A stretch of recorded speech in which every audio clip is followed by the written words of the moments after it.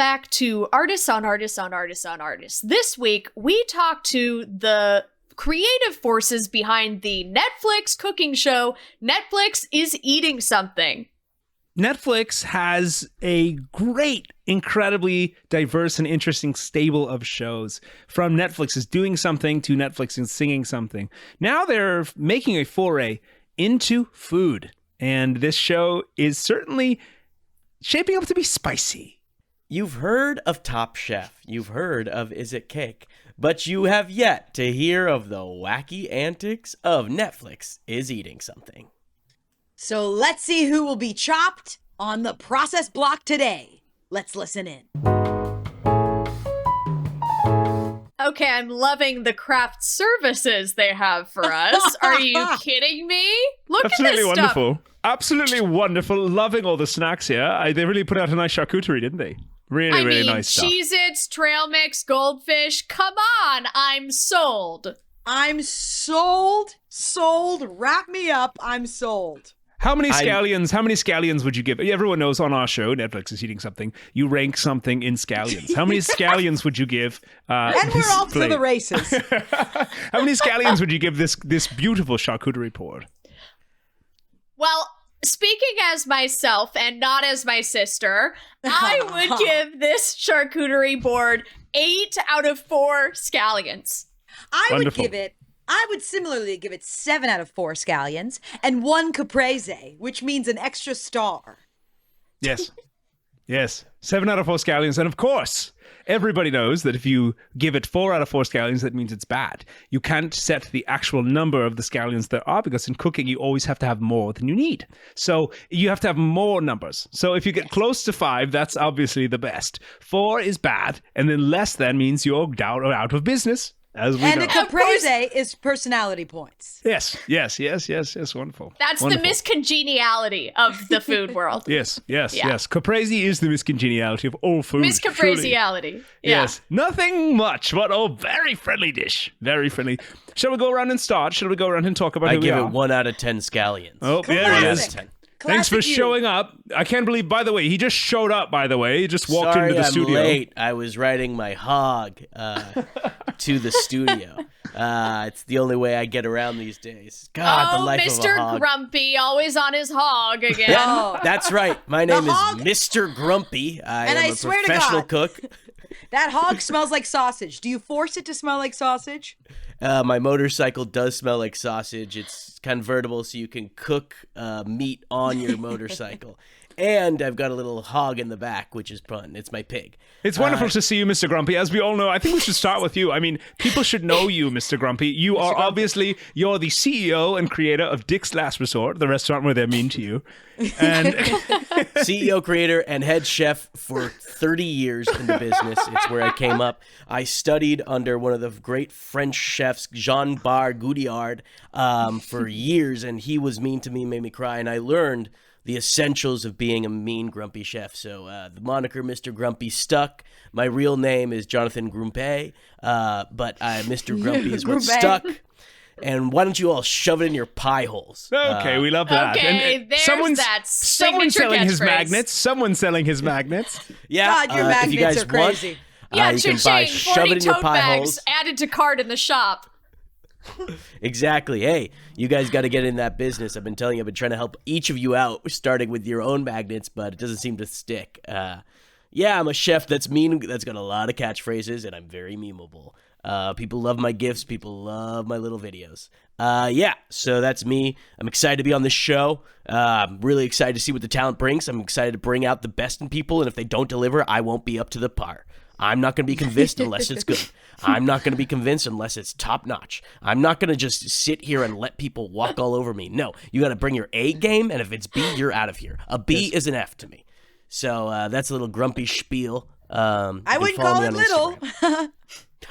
Hey, shove it in your pie hole. Why don't you suck a little fat one? Okay, cha-ching, cha-ching, cha-ching.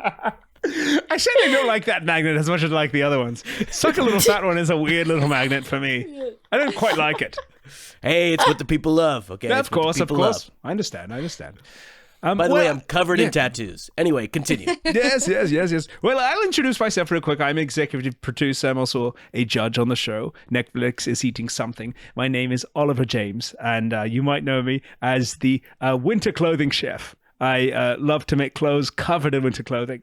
I always wear a big parka. I always wear big snow pants, and I make something in the oven. It makes it a little hot. It's fun. It's fun. I love it. I love making little things from a little cottage in Manchester. I love hanging out over there, and it's really fun to be here. And I'm having a really, really wonderful time. I've also been involved with called Eating Across the Globe, which is a show where I found a lot of really beautiful, interesting chefs in tiny little stores all across the world, and I've brought them here on the show, and many of them, I'm going to be honest, have gotten out already, but I'm very excited for them because I really like to represent the tiny chef, the weird chef, the interesting chef. So it's really fun to be here. I'm just I having a gotta wonderful say, time. I love that show, but I was just very distracted by how hot you were in all these places. I mean, you Yes. stuck to wearing winter clothes in some of the hottest places in You the really world. did. We certainly did. We did a whole season in Nairobi, and I did certainly get dehydration and heat stroke, and it was very interesting.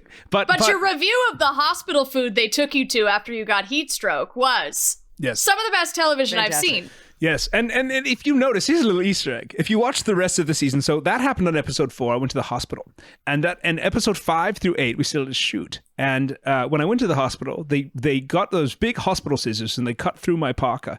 And if you watch the rest of the season, you can see that the parka was stitched, and it didn't quite. You can just look really close, and you can see that my parka had been ripped in half at some point. It's really Wasn't fun. it stitched with a Slim Jim? It was stitched with beef, yes, Slim Jim. It was quite interesting on a safari in Nairobi. It was very interesting. That the Kenyans did that. Very Yes, interesting that they chose to yes. stitch it with an American beef product that isn't really found anywhere else in the world. Yeah, it it feels was like a interesting. personal insult to you, actually. Yes, it might have had like kind of a kick me sign if you put beef on Yes. someone's vest and you throw them into a safari. Certainly is kind of like an eat me vibe. You know what I mean? Yes, and that's good producing. Yes, it is. It is. My producers, what I like to say, they are my foes. They are my enemies. And that's what I like to bring to this as well. If we have a certain amount of animosity, it brings a really wonderful show. Absolutely. I got to say, no, but people that are doubting him and doubting you, I just got to say, you bring the game. You bring the A game. Every meal I've had you. from you is top seller. Do not write him off. This guy knows how to make you feel warm in a cold place. I've had some of the best meals in your cottage, and I stand by you. Thank you. I'd love to have you back. We just got a new fireplace. It's much bigger, and it's very cozy. That fireplace originally was tiny, and I Yes. don't think I'll be coming back. Okay. Well, I'm telling you, it's changed. Did you like that it was tiny? It's tiny, and I like that. I like Okay. Yes. So you wouldn't like it now. You wouldn't like it now. Yeah, it was tiny and fat. I love tiny little fat things. Okay. Wonderful. Well, we should have you two introduce yourselves. Well, of course, okay. Hi, my name is Sally Risotto. And I am Linda Risotto. And you may, of course, know us from our Food Network show, The Risotto Sisters. We are twins, but we don't use that in the marketing. Interesting you guys don't use that in the marketing. What was that choice like? Well, people don't trust twins. So They don't we trust wanted twins. to make it, we wanted to leave it some ambiguity. They think we're part of what some was the sick choice? scientific study. But what was the choice like? What did it feel like to make that choice? I'm wondering more Well- about the emotional toll it took on you. The choice felt sort of like a dagger, but Yeah. once Okay. the choice was over, it sort of felt Okay. like money was Yes, on the way. Oh, I wonderful. feel like wonderful. anytime a choice is choosing something that to ignore something up a part of you, an innate part of you, always feels a little like a dagger. Yes, or yes, wonderful. like an onion knife. Oh, yes, understood. So it is hard for Exactly. me sometimes to memorize who each of you is. Could you tell us how we can tell you apart? You're identical. You wear the same clothes. You wear the same big chef hats too. Well, my arms are longer. Okay. And I blink faster. Okay, awesome. So it's kind of like My telling nose birds apart. is louder. And my vagina's tight. Okay. I'm not going to check that. Not going to check that. But that's so funny because that is the easiest way to tell. That is the easiest way to tell us apart. And how did but you guys find unfortunately, that we out? can't How show did that. you guys find can't that show out? that. I'm very interested to hear how you guys found Sister stuff. You wouldn't It's- get it, Mr. Grumpy, Mr. We Grumpy are- Boy, Mr. We- Grumpy P Boy. That's what they should call you. P-boy. I love that, sis. I'll tell goodness. you, Sally and I, it's like we are off our rocker because we started on Food Network, and Netflix is giving us a whole other, a different morality clause that we could talk about things like my tight vag. You know what I mean? Sure, they're going to edit it out, but it feels so freeing to not, because, Sally and I, we travel, Italy on our show on Food Network, and we look for our dead father in risotto recipes. And one of the most captivating shows I've ever seen. You guys are trying to find your dead father in risotto recipes. It is an exploration on grief. I mean, and what I love about it is that he had a very specific type of grain that he sold, right, back in the day, and that's why you wondered if it was a brand deal he had with very specific Italian chefs that they would write this brand of risotto. He patented the finger grain, which is a grain so big and fat it looks like a finger. And so we were looking for, there's this restaurant, there's this chef named Mario, and he cooks on the bluff of a cliff. And you can only reach him once a day. And so it's about our journey of... Once a day isn't that crazy. I gotta say, once a day is, that's 365 attempts. But anyway, no, Mr. Grumpy, no, I've been there before. I've tried it. It's very difficult. Once a day, and there's only an 8-hour window to get to it. It's very difficult. And that's the main difference between Italy and America, right? It's once a day, but that's only an 8-hour window. Where here, it's like you go to the Cheesecake Factory, things are open for 14, 15, 16, 17 hours at a time. So risotto is treated a little bit differently there. Yes. Of course. Well, it's funny. I mean, Sally and I were naturally doing it on the road on our own until Anthony Bourdain found us crying over a bowl of rice. And he said, you girls, before he passed, he said, you girls need to deal with Food Network. So we've been starlets ever since. Yeah, he made the intro. Yeah. I love the show. I think it's so interesting. It's one of the most gripping. It's an A+ show for me. It's one of the most gripping shows in the world. I love how open and close it is. You guys are looking for a very specific giant piece type of risotto, and there's only one guy in Italy that sells it. It's very clean. You guys are looking for your father. You kind of find your father immediately. And we find our father, and then we spend the next 8 episodes finding ourselves. Yes, That's it. And I must say too, I think it's wonderful that your father was able to patent a grain. I have frequently Unlike tried. anyone could do it. And nobody else. I mean, I really thought, one time I tried to patent radishes, and I was met with such mockery and punishment. You naughty guy. I was met with mockery and punishment. It was really difficult for me, and I'm just very jealous of your father in many ways because that's such a wonderful thing, to patent a grain. It was a different time back then. Yes. Oliver. It was like the .com boom, but for pasta. Like that's what was happening in Italy. People were snatching up grain patents one by one by one by one by one, and it was sort of this race to the top to see. And then, of course, the bubble burst, and every pasta had been claimed. People were left with orecchiette. Like there was nothing left. Because I actually remember this as news because Donatella Versace actually ended up getting elbow pasta. Yes. Yeah. And she didn't even want it. For Donatella. She wanted pappardelle, and she of course couldn't get it. Yeah. She got the worst one. But I'll say, what's so interesting about us and this whole table of chefs right here is that there's a story behind it, right? We're not just chefs, right? We're personality chefs. Yes. And that's what we are looking for. That's what our competition is looking for.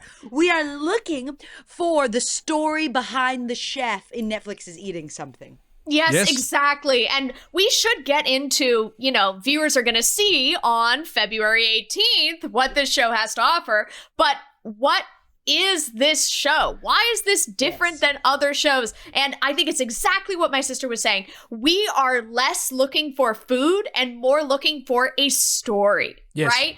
It is equal parts food and the moth. So what we're looking for is a chef who can do both, right? Who can tell that song inside of them in a specific time limit, in a specific way, and still come out with a recipe outside that's eatable. But I must say, yes, they are bringing their story, they are bringing their food, but they are also walking into an exciting environment, which we're calling the Stove Dome.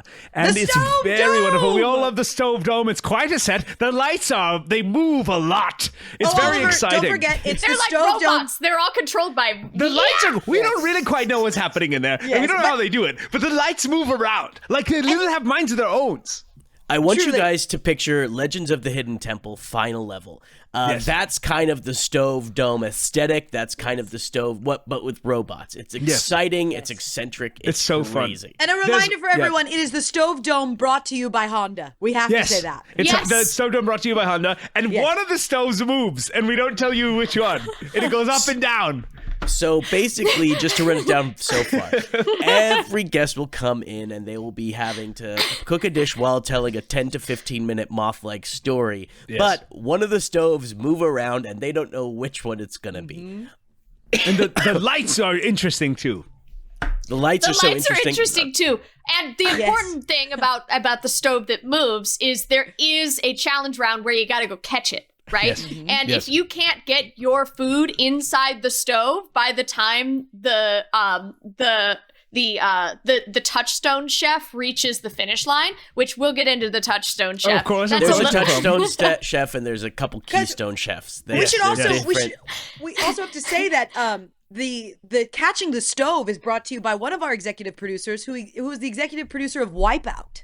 And you're Yes. going to see a huge portion of that show is influenced by Wipeout. Yes. And that's where the Is It Cake tie-in comes in.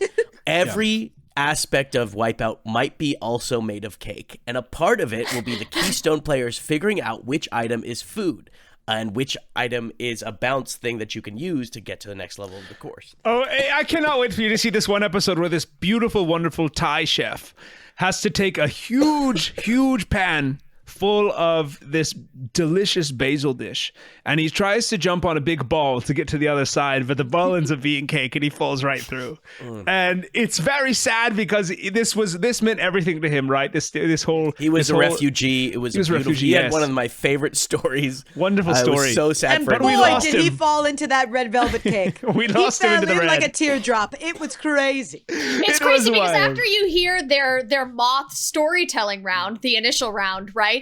You get really attached to them, and you get really attached to them as people, which makes it so hard when they fall into the wipeout cakes. Well, and that's why we have allowed the audience, because there is a live studio audience, on balconies very high up.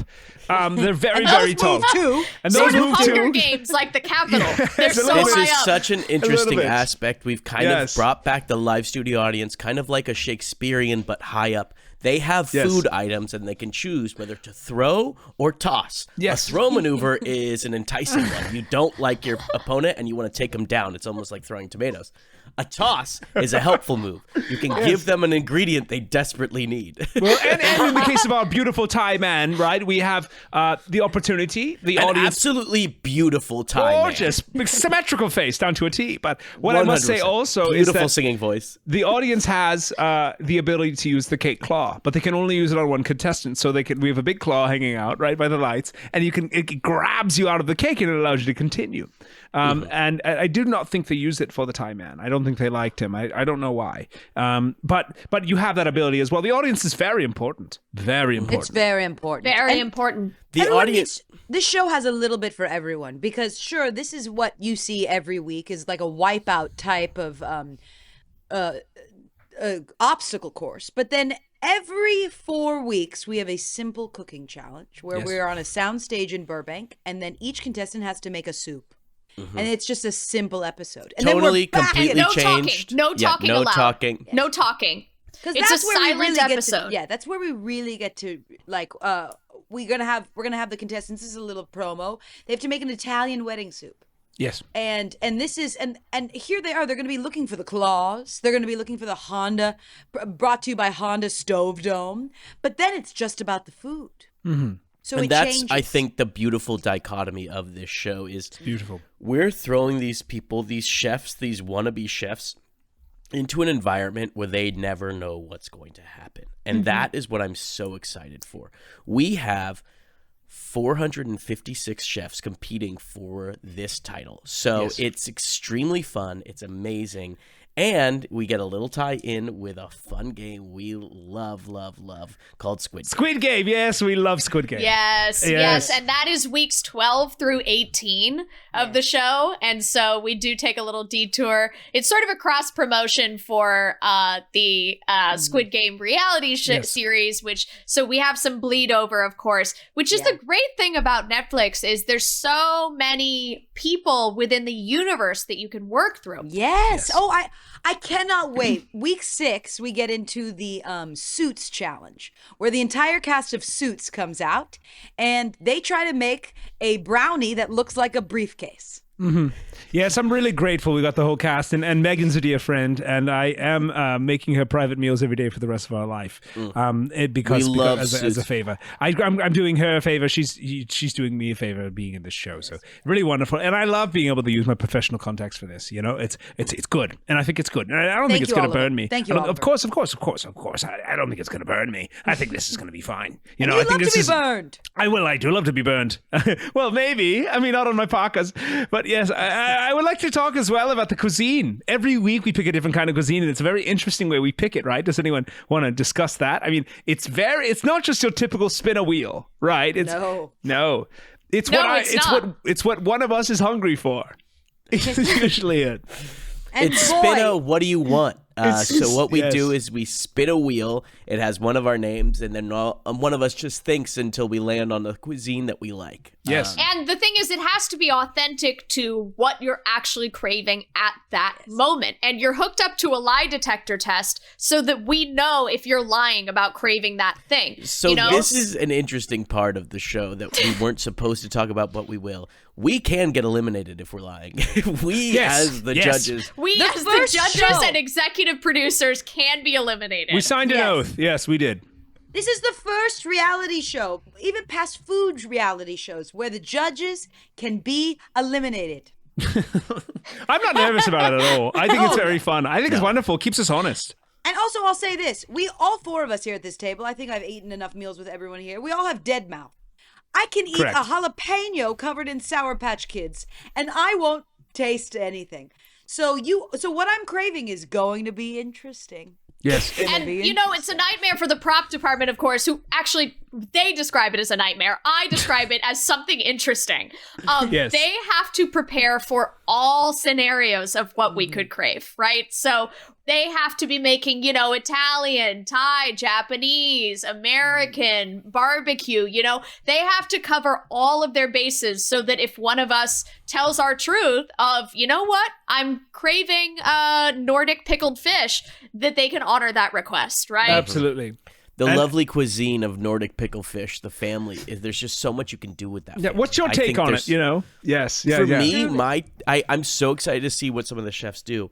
What I'm so excited about, too... Oh, sorry, were you saying something? Well, I'm so excited to see what the chefs do with the Nordic pickle fish region, because for me, how I like my Nordic pickle fish is more Nordic, less pickled, a little bit salty, and a little bit fresh. Yeah, more of an accent. Finally, someone said it. I like mine as a bit of a Wellington, wrap it in some custard crust and throw it in the oven. So that's delicious. Yes, Custardy Nordic pickled fish. Yes. I'll speak for me and my sister. Speak for me. Speak we for like us. it mushed up in like maybe what would you call it? Maybe a risotto-like form? Yes. And eat it that way. Yes. Risotto-like, smushy. These are adjectives we like. We like smushy. We like moomy. We gooby, smushy, yummy. Yes. This actually is a great topic because I wanted to talk to you about the risotto girls. You're very frequently craving risotto, so I think there's 8 episodes where they have to make a different kind of risotto for you. Yes, and you know what? I just want to address the rumors where people slander us in the media and they say these are just 2 girls who don't know how to grieve looking for risotto everywhere they go. Why are they chefs? Yes, we are. Yes, we are. And everyone at the Daily Mail can get off our backs because I hate the Daily Mail. Yes. We're looking to process our grief. But we're also looking to use our food processor to make more risotto. But also, can I just say, on your defense, when did these journalists at the Daily Mail and the Guardian get so Jungian? Like, why are we talking about processing grief? Why is your analysis, your review of my television show, this person is processing grief? How about you take a moment and actually worry about the show and stop projecting whatever's going on? We're not asking about a philosophical definition of what's happening on the show. Do you like the show? Do you like the Stove Dome presented by Honda? That's the question. Talk about the Stove Dome. Thank yeah, exactly. You. Thank you. Exactly. Exactly. I hated it. There was an article in Huffington Post where it just described our attachment styles. Didn't talk at all about the show. Like, where has journalism gone? Where has it Therapy gone? speak is the worst thing to happen to this nation. And that's something we talk about a lot on the Risotto Sisters. We talk about it a lot. And if you don't say that's a cooking show, then shame on you, Daily Mail. Shame on you. Shame. Shame for shame. I think we should also talk about the weekly sommelier, which our week one, the guest sommelier will be DJ Khaled, and he'll be performing when our contestants are cooking. Yes. It's sort of like the producer role on Gutenberg. Gutenberg? Is that what the musical is called? Gutenberg the musical, yes. Yes, Gutenberg the musical, how they have Hillary Clinton and various celebrities sub in as the producer. We do the same thing with sommeliers. So we have a lot of people the kids are talking about, like DJ Khaled, like Jason Derulo, like Martha Stewart, pop in, say a few fun lines, and then do some actual real decision making on the show. Yes. So many people that the young kids are talking about. I mean, we're so excited. Colin Powell is invited. He is crushing it on there. We've got tons of people that the young kids are talking about. We've got S. Ipatha Murkison. We've got Angela Merkel. She is obsessed with Gen Z, and she is ready to judge as a sommelier. Another favor. I'm going to be up to my knees in sauerkraut to. You're using all of your United Nations favors. Yes. Cashing them all in right now. I do the holiday party at the United Nations every single year. I am in charge of the food, and now I'm calling Kofi Annan and seeing if Kofi would like to come in. These favors, they're just piling up. But I love the show. I deeply love the show, and I think there's a success rate that we can be hitting very soon. Yes, Oliver, what did you do exactly to get the ghost of Princess Diana to be a guest sommelier? Well, I basically asked. It was a tough episode to film for all of us. Yes. It was controversial. We know it's going to get some people asking a lot of questions. To take such a politicized and tough celebrity and get them to reappear as their ghost, is she actually there, or are we talking to space and pretending she responds? She did move the cup. She moved the cup across the room, and only in a way Di could. So I think that it's was undeniable. Undeniable. That was her. It's undeniable. The grace with which the cup moved across the room, that could only be Princess Di, and I honestly get a little choked up thinking about it. It's the people's princess, the way that cup moved. And did the AC flick on right when that happened and somebody called for AC and the cup lightly moved? Yes, but it just was in a fashion that just screamed socialite. Mr. Grumpy, no, I'm sorry, Sally. Mr. Grumpy, if you watch the footage, that oven... I don't believe in ghosts! I don't believe in ghosts! Watch the footage, Mr. G, because if you watch it, the stove was in front of the vent. It was raised up. And so the vent could not have been hitting the cup. That's all I'm saying. Could not have been. And that Ouija board was also undeniable. The way that we said, "Are you present here, Princess Di?" and she spelled out shoe, the word shoe. Yes. Undeniable. Chills. Yes. That means, of course, she's stepping into the space. This cooking show has a bit of everything. If you want a pratfall, if you want monarchy drama, we have it all. Absolutely. Of course. And I would love to also talk about the judging of the show, because we're doing it a little bit differently. As we've discussed before, judges can be eliminated if they are found lying on the lie detector test. But we're switching things up a little bit. For one thing, we were so inspired by the chairs on The Voice and how they spin around. But we are doing that a little bit more intensely. So our chairs zoom back and forth. So it's sort of similar like the stove. If we select you for our team to be a chef on our team, you also then have to go catch us. Yes. And the chairs are brought We to gotta you go by right BetterHelp. up to your face, say you're on our team, turn around, and sprint away in their chair. Like Professor X. Catch me. Yes, and I would also say it's very exciting when we get to eat the dishes because it's almost like they put us on a conveyor belt, like in those sushi restaurants where the conveyor belt goes around the whole place. We go around and we get to try to pick off the food off their plate, and we try to eat it as we keep going. It's So very we fun. Again, never another- left in 2 months of filming. We never left our chairs once. No. Legally, we couldn't leave our chairs. Legally. These chairs went everywhere Legally. with us. Our contract. And we couldn't go to sleep either because we weren't allowed to lie. And it was not specified which type of lie. And so we couldn't lie down. And that was a problem that I did talk to my lawyers about a little bit later. It's nice to be well rested, but it did get a little strange. And I think it was difficult. I think about a month and a half in, I remember kind of losing it on all of you. And I do apologize. I got grumpy more than once about mean, not listen. lying down. This was a huge problem for production, okay? And just like my beautiful sister said, most of the production would say this was challenging, but we'd say it's interesting. Interesting. Right? Yes, I found it very interesting. And we do apologize. I want to apologize on behalf of my sister for all the stuff we yelled around week 3 when things started to go weird. All The the things stuff we we were yelled. yelling about the government. We take a lot of that back. Not all of it, but most of it. And to that I say, we are in mourning. yeah. I would like to specifically ask which you do take back and which you don't because there were very strong claims. I was definitely wondering the exact same thing because you were jumping in both lines and kind of everywhere. It was a bazooka of crazy statements. Well, this was when my chair specifically was glitched, and I couldn't stop moving for about 2 to 4 hours. You can make up excuses. We're just trying to get the answer of what you want I to know. take I just back want to and say what you- I was heavily nauseous, Mr. Grumpy. And I was really sweaty too when we said those things of what we would and what we wouldn't take back. I was sort of distracted by the sweat of it all. And so Okay. it's hard to say what we took back and what we sort of went, oh, maybe we did. Like, you know what? I'll just take back the moon landing stuff. I'll take that back, right? Okay. Right. So you And you know what? I'll do this too. Thank you, Sally. The stuff I said about the whales, I take it back. Well, so let me we talk take it about back. specifically. So you said the moon landing was real, but it was rude. Yes, I said it was real, but it was rude. Now I think it is fake, but nice. Okay. And the whales, I think you said they should work out more. I didn't mean to fat shame a whale. She was nauseous. I was nauseous. the amount of times you kind of mouthed, those whales are huge, was just uncomfortable for me. Every Huge. whale is They need to beautiful in fix their that. own right. I was nauseous and I couldn't lie down according to my contract.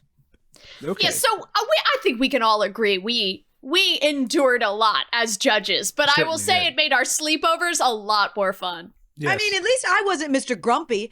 Mr. Grumpy, will you address it? Did you grab our guest sommelier, Shania Twain, by the ass?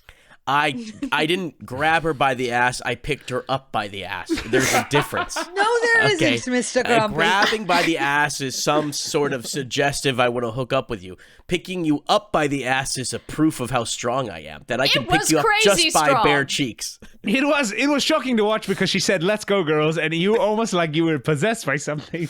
I Picked grabbed her up. both cheeks But- and lifted her body up to Yes. prove something. almost as if there was some sort of something planned, and there wasn't. But it felt so confident and specific that we thought something had been planned. Yeah. I Let's go, apologize for the misconception. I do not apologize for the act. Okay. Okay. And I we think that later was- learned that she just says "Let's go, girls" frequently. And Yeah. then She does. Just and it was waiting for vodka something to sauce happen. week on pasta week. And I think Mr. Grumpy might have had a little bit too much vodka sauce. A If lot I'm of people have already been writing in about where's the cooking? What's going Sure, on with the sure. cooking? You guys are just kind of saying random food, not telling us how it applies. But what we haven't explained to you yet is the secret ingredient and how this actually ties everything in. The secret ingredient is a secret that over time the guests will have to figure out, the contestants will have to figure out week by week. And this is the cooking part. And this is the cooking part for me. This Well, is where it all comes And down. here's what's so amazing about the secret ingredient: it's added to the dish without their knowledge after they've made the dish. So what they have to figure out is what was added to my dish. Is this good now that it's been added, or is it now bad? So they're trying to figure out, what is this new flavor? What is this new texture? What was added to my dish? It's so interesting because a lot of them find out what the added thing is because it's so blatantly there. It's disgusting, but they get eliminated immediately because it's so bad. Because it's bad. There is, of course, the detective save, where if you can accurately figure out what that ingredient is and why it's bad within a span of 10 seconds, we call it the Speed Pink Panther. You can, of course, save yourself and return back to the competition. Return as long as you don't walk in cake. Of course. Walk in cake, fall that's in the cake. asterisk So for all of this this, right? Is of course, if you don't fall in cake. So I've been dying to talk about this, and I'm so glad you brought it up. The room of cake. The final test, if you use your Speed Pink Panther detective save, which we didn't call the detective save. The item is called the detective save, but the moment it starts is the Speed Pink Panther round. Yeah, the Speed Pink Panther round is the idea, and the detective save is the tangible act. So if you pass the detective save with the idea of the Speed Pink Panther, you enter the room of cakes, which is reverse on Is It Cake? You can't say, you have to say room of cake brought to you by Sprite Zero. You cannot leave that out. Thank you. Room of cake brought to you by Sprite Zero. So in this room, there is a clear path for you to get across, but everything looks like a cake, and you have to find out what is not a cake in order to pass. It's very Indiana Jones, The Last Crusade. It's the final moment, and I think it's exhilarating to see what happens. I love it so much. We line the walls with your friends and family, and they get to choose different things about you to find out if you're telling the truth or lying too. And sometimes they're cake. And sometimes you have to find out if your brother or sister or mother is actually cake too. And yes, we have 400 contestants. And yes, we bring everyone's friends and family to the room of cake brought to you by Sprite Zero. Of course, this is Netflix's biggest cooking show. I think we really need to emphasize that this is the Netflix universe coming together. Yeah, certainly. We have so many parts of this. Like, so many parts of this are the people of Netflix. I know a lot of people can think that this is a mess, that this makes no sense at all. There's no through line for this. This is just random words thrown together in a kind of yummy soup. But guess what? That soup is yummy, and I just tasted it. So why don't you shove it up your pie hole, you stinky rinky dick? There's the magnet. Listen, what I want to say is you have things like this happen in your life every day, specifically when you go to a 5-course meal. It's not like the salad has anything in common with the appetizer, which has anything in common with the soup, the main, or the dessert. They're all different dishes. So all of those things come together to create one great meal. And that's exactly what we're doing on our thing, because our things are not related to anything else happening in the show. And I think that's very important. Can I ask you guys a question? What was your favorite and least favorite day filming? Well, this is a wonderful thing to talk about also because it's what people don't know. It's very difficult to shoot a cooking show because the amount of time it takes to make a dish, you have to fill that time. So it gets a little boring, it gets a little slow, a little dull. So we like to have a little bit of fun on set. Yeah, can you believe it? As much as it's going on, the days were a little boring every once in a Can while. you imagine? I mean, people are making like root beer floats with tomatoes, and then there's big cannons of cake balls hitting them in the face, and the day gets long. It does. I mean, if you spend enough time at Disneyland, you get bored of it too. You know, we're in heaven. What I see, Netflix is eating something to me is Eden. It is paradise. It is the most magical place on earth, a place devised by God as one of his finest creations. Yes, sister. All it's missing is dad. Yes. And it would be it's Eden. missing is dad. Missing is dad. My favorite day. Oh, go ahead. Okay. Well, I was just going to say my favorite day is when we had that taco truck that came to set. I ordered, it was kind of a weird thing where I ordered a taco truck as a thank you to the crew while everyone else was cooking. And that was kind of gauche. But then we all ate the tacos and we agreed that taco truck chef should be on the show, so we just cast him. He got cast and eliminated all in the span of 16 hours. It was amazing. It was really fascinating, and truthfully, he almost got eliminated immediately because he tried to come in through a cake door, and that was very close. But we averted that.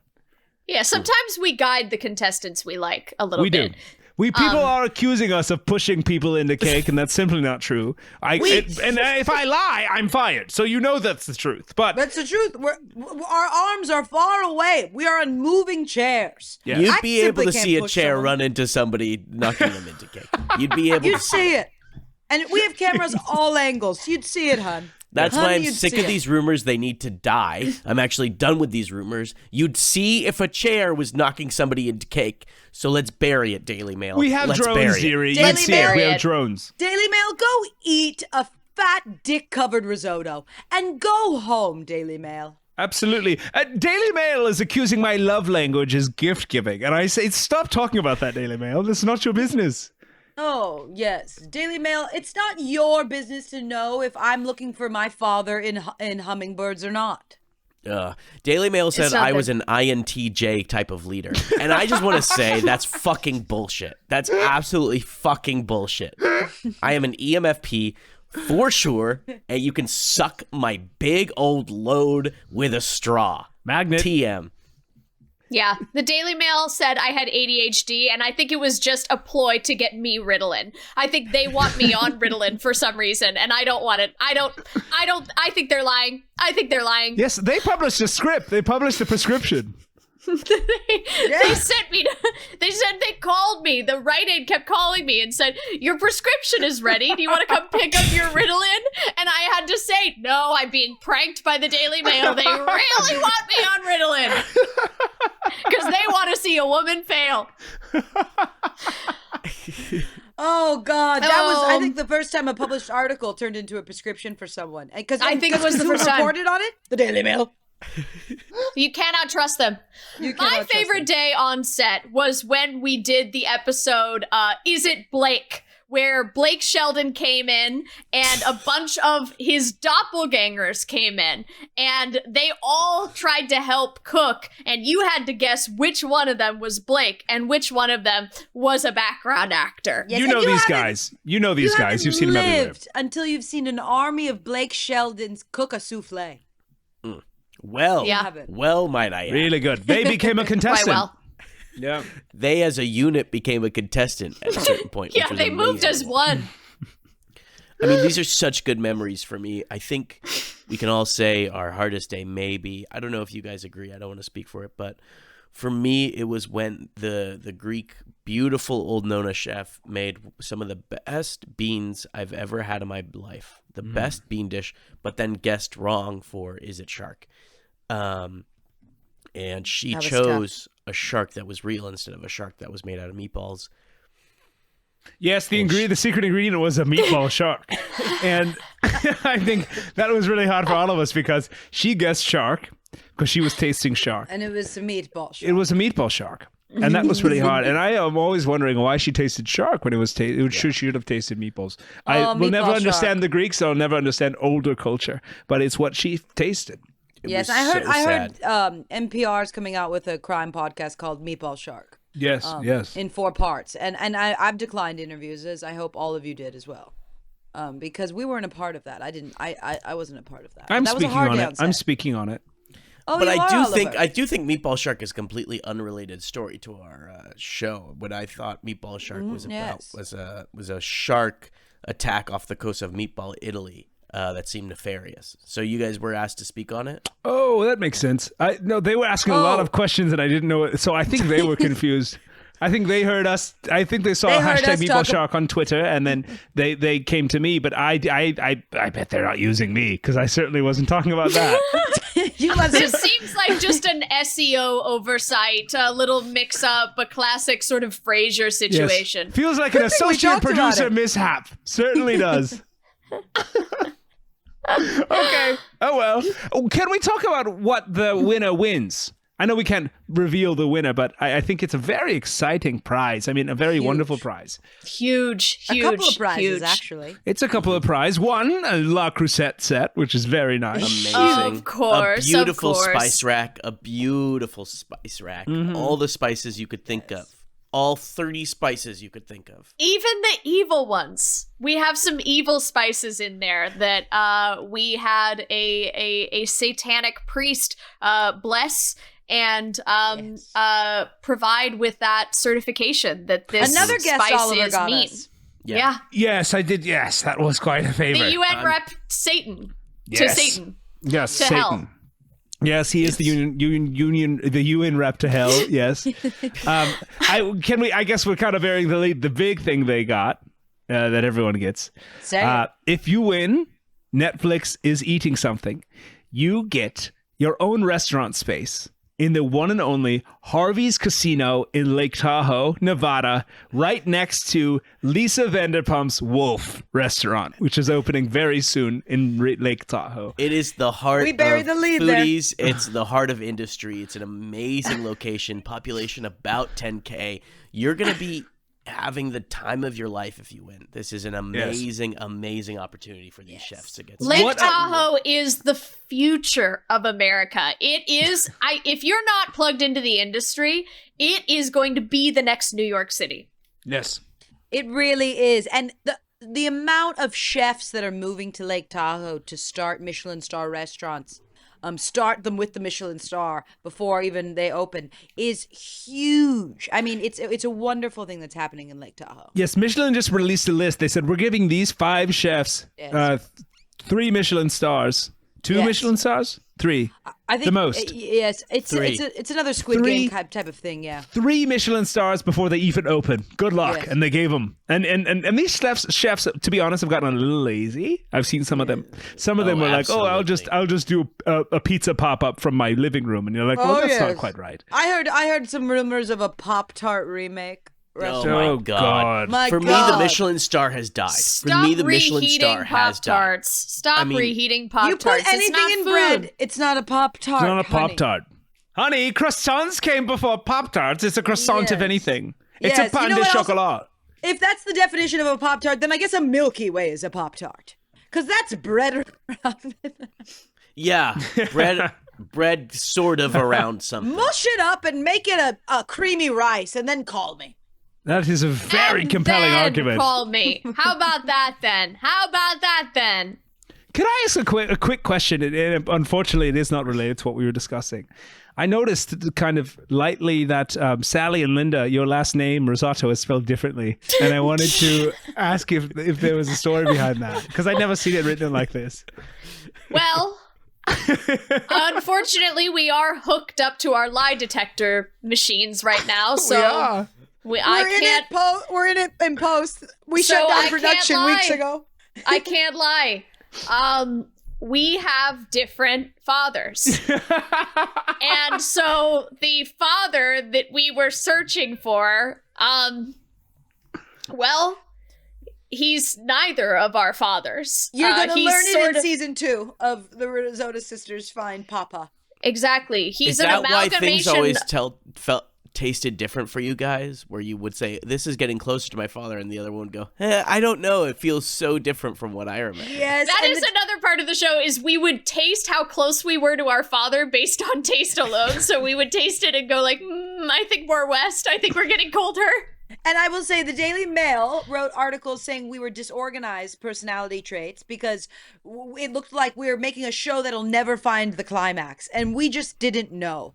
That wasn't producing. We weren't always disagreeing with where the taste of Papa drew us to in Italy. It was just that we have separate papas. Sure. Of course. And I want to Lynn- be, I just want to be very clear. You are hooked up to lie detector tests. Yes. If you are making up this as a lie to cover up that one of you simply misspelled your last name, I will remind you that in 90 days you will find out you have been fired from the show. It's We okay have a to have whole misspelled your last second name. season. You've got Okay. 90 days. These You've take got 90 a days. long time. This took a No, long time to as- process. My sister and I are very good spellers, okay? This would never happen to us. We would never make up an elaborate lie about our show just to cover up the fact that we're bad spellers Yes. and disinvalidate the result of the Scripps National Spelling Bee that we entered when we were 10 years old. Thank you, thus Sally. Proving us liars when we were children. Sally we would falling never on do the that. sword for me. And I would say we would have to go back into production, refilm all of season 2 based off of a fake narrative. If I just, I don't know, started this interview with my head up on top of the floor and I misspelled the word, that would be ridiculous. I am not tired. Okay. I am not stressed because I've been strapped to a chair for No. 6 months for a reality show that's bleeding me dry. I am not. Okay. So I hope that settles it. I It hope certainly that does. settles any And I believe you questions. Definitely both. settles it. I believe you all, guys. and I'm Even sorry though you for guys causing look any doubt. exactly alike and wearing the exact same clothes, and say you grew up together with the same man. I believe you guys. I really believe you guys. Yes. I've never Why don't misspelled we- something once in my life. No, never. And That's you something could we take pride in. To the Daily Mail and Well- mush it up into creamy pasta. Well, Why guys, don't you I guess. print that? Yeah, Daily Mail. Why don't you fucking print that? You bozos with boners. Why don't you suck off me, and then I can suck you off, and we can share it. Magnet. I hate that T-shirt you yeah, have. it's a tough one. That's an awful That's a T-shirt I'm wearing. Why don't you suck off me? so I can suck you off, and we'll share it? You know, I think I saw on Twitter a kid put his art project on his mom's fridge using that magnet. Oh, disgusting. Ruined the piece of art. What Hey, was the beautiful. tweet? Why did someone tweet about that? It said, look at it said, look at this. A little kid used a crude magnet. Okay. Oliver, I've had a rough day, okay? A rough day, Oliver. And my sister has been here for me every second of this interview. Yes, I keep fucking everything up. Yes, I'm going through a lot. My dad died 15 years ago, and I'm only 15% Italian. But you know what, Oliver? At least we have a good show coming out, and Yes, I think we this do. is good press. All press is good press. And I'm sorry. Exactly.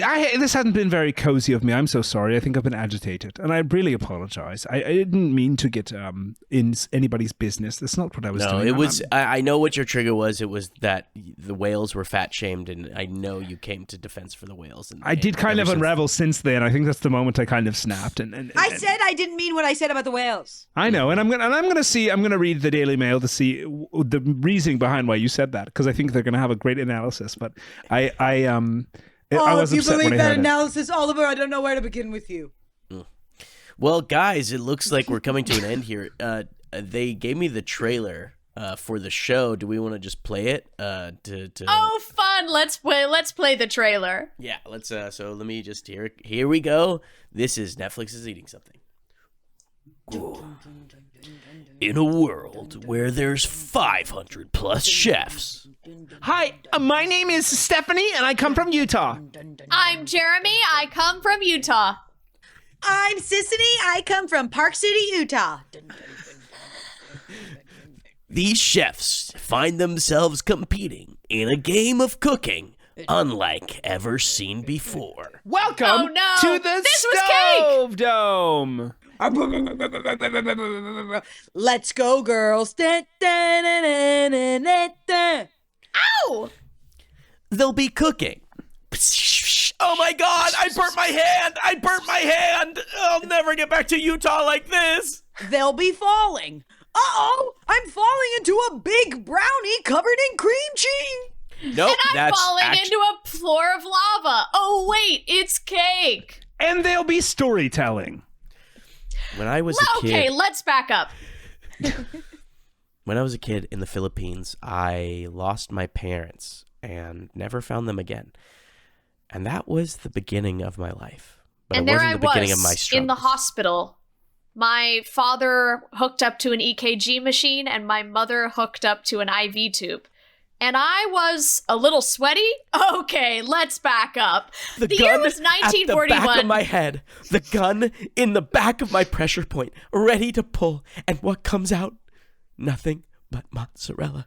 That's the last time I saw my husband. My wife has had Alzheimer's for 3 years. Featuring the audience. Bring out the cake claw. Oh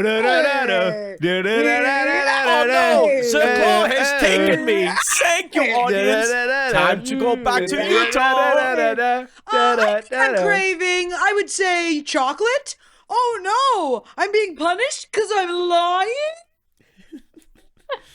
Judge Winter, you have been eliminated. Oh, goodness gracious. Darn it. This February, Netflix is eating something. Open the fridge. I'm Princess Diana, and I approve this message. Is a shark? Fine, I'll say it. I spelled risotto wrong. There's so much to discuss about that trailer, but we don't have time to get into it, unfortunately. I'll just say, yes, every contestant besides the 3 people from the Philippines are from Utah. Linda, We sourced a lot of people from Utah. Linda, did you admit to that lie that you just told in the trailer that was shot months ago? No, I think the trailer had a little mistake. Yeah, we think the trailer had a little mistake. The trailer made a mistake. My sister would never spell this wrong. We are Scripps national champions, and we will remain so until the day we die. Oh, guys, my chair is malfunctioning. Oh no, it's taking me to my home. Oh, goodness. Ah! All right. Goodbye. Oh, RISSOTO. This has been Artists on Artists on Artists on Artists answering the question. Now that's why they call it show business. Good night, Hollywood. Artists on Artists on Artists on Artists is an improvised Hollywood roundtable podcast created, performed, and produced by Kylie Brakeman, Jeremy Colhane, Angela Giratana, and Patrick McDonald. Music is by Gabriel Ponton. The opinions expressed on this podcast do not reflect the opinions of anyone who works on it, not even the performers, because this is an improvised podcast and we're stupid. Full video versions of AOA are available on YouTube, so please like and subscribe and leave us a 5-star review wherever you get your podcasts. That's all for now. Good night, Hollywood.